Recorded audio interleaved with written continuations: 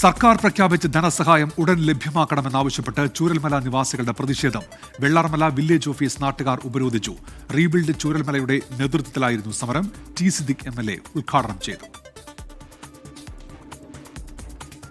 വിവിധ വിഷയങ്ങൾ ഉയർത്തി ചൂരൽമല ഒപ്പം തന്നെ ഈ പരിസര പ്രദേശങ്ങളിലെല്ലാം താമസിക്കുന്ന 9, 10, 11 വാർഡുകളിലെ ആളുകൾ അതുമായി ബന്ധപ്പെട്ട് പ്രതിഷേധവുമായി രംഗത്തെത്തിയിരിക്കുകയാണ്. ഇതിൽ വിവിധ ആവശ്യങ്ങൾ ഇവർ ഉന്നയിക്കുന്നുണ്ട്. റീബിൽഡ് ചൂരൽമല എന്ന പേരിലാണ് ഇത്തരത്തിൽ ഒരു പ്രതിഷേധ പരിപാടി നടന്നുകൊണ്ടിരിക്കുന്നത്. എന്തായാലും ഇവർ ഉന്നയിക്കപ്പെടുന്ന വിഷയം എന്ന് പറയുന്നത് ഇവിടെ ഈ വില്ലേജ് മാറ്റാനുള്ള തീരുമാനം മാറ്റണം. അതോടൊപ്പം തന്നെ ഇവിടുത്തെ ധനസഹായം ഉൾപ്പെടെയുള്ള കാര്യങ്ങൾ ഇവർക്കും ലഭ്യമാക്കണമെന്നതടക്കമുള്ള ആവശ്യങ്ങളാണ്.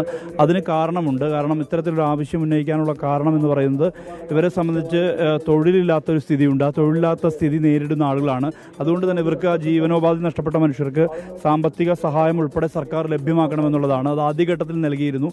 പക്ഷേ പിന്നീട് നൽകാൻ വേണ്ടി തയ്യാറാകാത്ത ഒരു സാഹചര്യമാണ് ഉണ്ടായിട്ടുള്ളത് എന്നുള്ളതാണ് ഇവർ ഉന്നയിക്കുന്ന ആക്ഷേപം, പരാതി. ഇതിൻ്റെ ഭാഗമായാണ് ഇങ്ങനെ ഒരു പ്രതിഷേധ പരിപാടിയുമായി ഇങ്ങനെ ഈ ചൂരൽമല നിവാസികൾ രംഗത്തെത്തിയിട്ടുള്ളത്. ചൂരൽമലയ്ക്ക് ചുറ്റുമുള്ള തൊട്ടടുത്തുള്ള നീലിക്കാപ്പും മാട്ടറക്കുന്ന് അടക്കമുള്ള പ്രദേശങ്ങൾ, അട്ടമല അടക്കമുള്ള പ്രദേശങ്ങളിലുള്ള മനുഷ്യരാണ് ഇത്തരത്തിൽ പ്രതിഷേധവുമായി രംഗത്ത് വരുന്ന ഒരവസ്ഥയിലേക്ക് മാറിയിട്ടുള്ളത്. കാരണം ഇങ്ങനെ ഒരു പ്രതിഷേധം എന്നുള്ള തരത്തിലേക്ക് വരാനുള്ള പ്രധാനപ്പെട്ട കാരണം എന്ന് പറയുന്നത് തന്നെ ഇവിടുത്തെ ജീവനോപാധി നഷ്ടപ്പെട്ട ആളുകളെ സഹായിക്കണമെന്നടക്കമുള്ള കാര്യങ്ങൾ ഉയർത്തിക്കൊണ്ടാണ് ഇത്തരത്തിലൊരു പ്രതിഷേധ പരിപാടിയിലേക്ക് ഇവർ എത്തിയിരിക്കുന്നത്. വാർഡ് മെമ്പറായിട്ടുള്ള സുകുമാരൻ തന്നെ നമ്മോടൊപ്പം ചേരുകയാണ്. ദുരന്തബാധിതർ മാത്രമല്ല, നമ്മൾ ഒന്നില്ലെങ്കിൽ നമ്മൾ ഈ 3 പ്രദേശം ദുരന്തത്തിൽപ്പെട്ട ആൾക്കാരാണ്.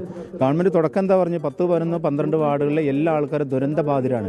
എല്ലാ ജോലിയും കൂലിയൊക്കെ നഷ്ടപ്പെട്ട ആൾക്കാർ, വീടോ കാര്യങ്ങളോ പോയ ആൾക്കാർ മാത്രമല്ല, ഒന്നില്ലെങ്കിൽ എല്ലാം നഷ്ടപ്പെട്ട ആൾക്കാരാണ്. അപ്പോൾ ഞങ്ങൾ ഈ സമരത്തിൻ്റെ ഉദ്ദേശം എല്ലാവർക്കും ഈ പറയുന്ന കഴിഞ്ഞ കാലങ്ങൾ കൊടുത്ത മരുന്നിന് എല്ലാവർക്കും നിത്യവേതനമായ 9,000, 18,000 രൂപ കൊടുക്കാനുള്ള അഭിപ്രായത്തിലാണ് മുന്നോട്ട് പോകുന്നത്. മനു ദാമോദരനൊപ്പം സുർജിത്ത് അയ്യപ്പത്ത്, 24 വയനാട്.